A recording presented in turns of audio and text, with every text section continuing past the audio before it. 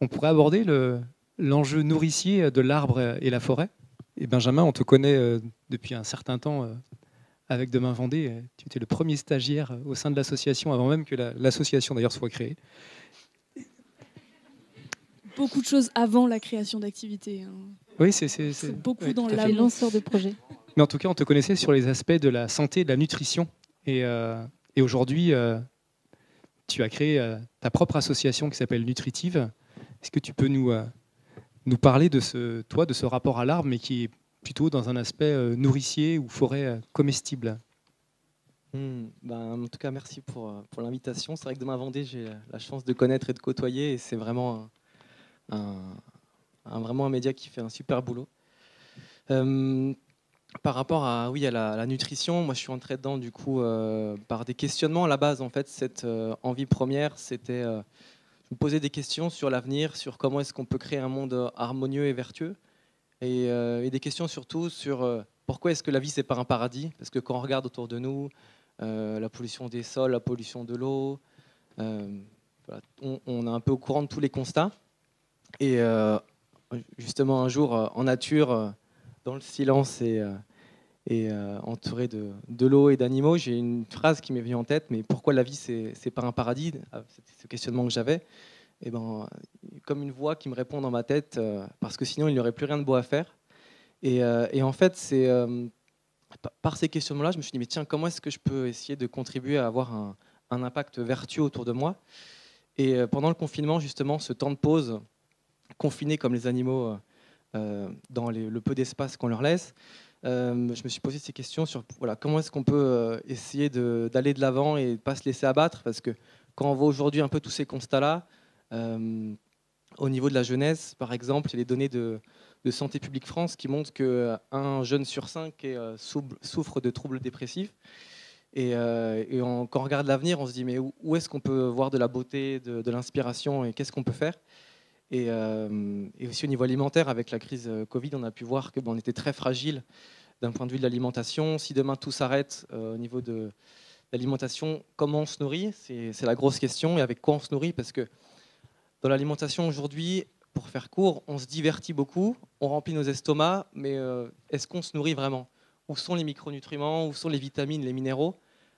Souvent, il manque parce qu'on mange des aliments qui viennent de monoculture, avec des sols qui ont été surtravaillés, surexploités. Et en fait, on se nourrit, on mange des aliments qui sont vides. C'est des calories vides, on a très peu de nutriments à l'intérieur. Les monocultures de céréales, malheureusement, elles nous apportent plus grand-chose, et d'autant plus avec les mécanismes de cuisson où on perd beaucoup. Bref, et tout ça, je me suis posé ces questionnements. Je me dis, mais tiens, qu'est-ce qu'on peut faire? Déjà par l'alimentation, en fait, là, et par tous nos achats, ce qu'on va choisir d'acheter, si on va acheter du bois local et des objets de qualité, si on veut acheter des belles images qui mettent en valeur la nature, si on va acheter des bons produits de maraîchers biologiques locaux, en fait, on va nourrir un système plutôt qu'un autre. Et en fait, finalement, notre argent, on va choisir à qui on va le donner. Et soit il va servir à nourrir un paysan et sa famille, soit il va servir à nourrir un actionnaire et son travail et ses supérieurs. Bref, et en fait, déjà, on a un pouvoir immense par l'alimentation, de qu'est-ce qu'on choisit de mettre dans sa bouche, comment va réagir notre corps derrière. Si on se nourrit vraiment d'aliments qui viennent de la terre, avec un sol qui a été vraiment bien travaillé ou pas travaillé justement, on est nourri et on répond à nos besoins, on est dans la prévention santé, on s'évite plein de problèmes d'un point de vue des maladies. Et sinon, une fois qu'on a cette énergie-là qui est revenue, on va dire, si on s'alimente bien, qu'est-ce qu'on peut faire de cette énergie? C'était le questionnement que j'avais justement. Je suis un peu long, mais pendant ce Covid. En fait, on peut, avec cette énergie, peut-être essayer de créer des environnements qui soient nourriciers, c'est-à-dire de créer des jardins-forêts, forêts comestibles, forêts nourricières. C'est des termes qu'on emploie de plus en plus. En fait, il faut s'imaginer être dans la forêt, un peu comme dans les images de Laurent, et s'imaginer des couleurs différentes. On peut aller du rouge au violet, orange, le vert, des fleurs, des senteurs différentes.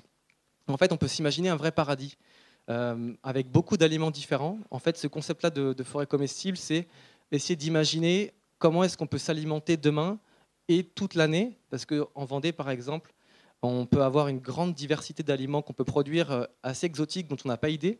On peut avoir par exemple des agrumes rustiques qui poussent très bien en Vendée, donc des pomelos, des oranges, des mandarines et citrons.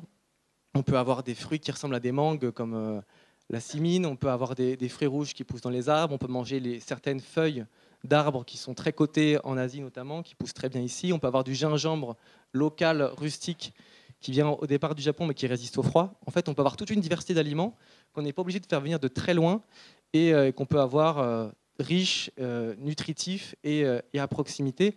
Et voilà, cette intention avec l'association nutritive, c'est justement de planter des forêts comestibles partout où c'est possible, et ce avec des jeunes, avec des enfants, pour essayer de montrer un petit peu vers là où on peut aller.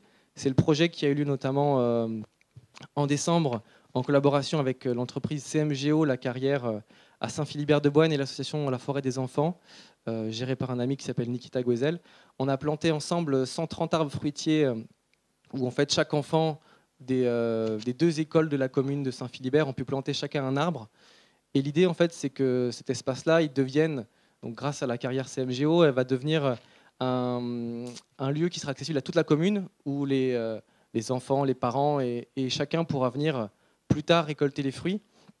Et l'idée, en fait, c'est ça, c'est d'essayer avec l'association d'accompagner les personnes individuellement, si elles le souhaitent, à aller vers une meilleure santé en choisissant des aliments de meilleure qualité et en travaillant plutôt la nutrition, accompagner à la reforestation nourricière, parce qu'en fait, on peut avoir une énorme palette alimentaire incroyable d'aliments très nutritifs, et surtout, pour les générations futures, laisser une forme d'héritage. Pour moi, c'est le plus bel héritage qu'on puisse laisser. C'est de quoi se nourrir, de quoi se chauffer aussi quelque part avec les forêts, si on est sur d'autres projets comme ceux de Baptiste ou ceux de la CNPF. Mais en fait, nos forêts, et quand elles sont comestibles notamment, on laisse vraiment un vrai héritage, on laisse de quoi se nourrir pour demain.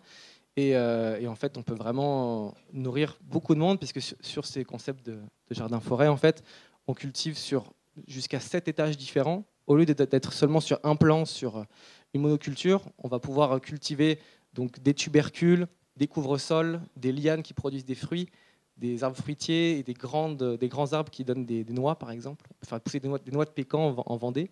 On peut faire plein de choses.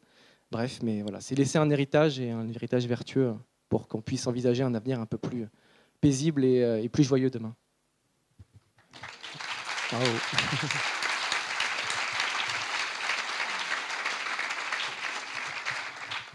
Tu as répondu à toutes les questions que nous avions prévues, Benjamin. C'était magnifique. Vous êtes vraiment formidable, en fait. C'est des invités qui sont extraordinaires, parce qu'ils ont déjà toutes les questions à l'avance.